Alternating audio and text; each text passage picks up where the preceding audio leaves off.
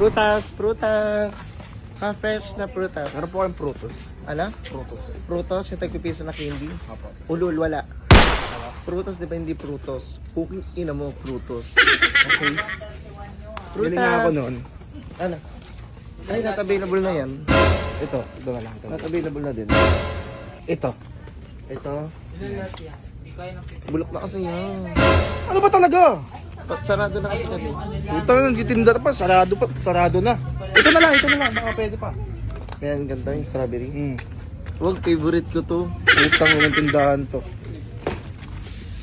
Prutas. Boss, meron kayong ano? Anong flavor to? Ano po? Ito, melon, lemon po, lemon. Meron, pwede yung ano? Ano? Wala Lang tulong, ubos no. Prutas to eh. Ayaw. Ay, ano yan? Ito nga sa akin yung ano, Itong pakbet? ang pakbet. Di, may-ari na nito. Ay, may ari na dyan. Dito na lang yung tapsoy.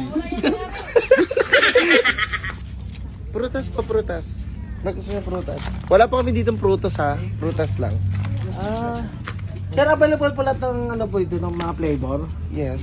Meron po kayong ano, apple, Apple, mangga, apple, and orange, orange, tapos guyabano. guyabano. Magkano tagi 1 kilo? So, nag-isip ko na nagsisig kami nagagano. At saka lahat po ng binanggit niya not available.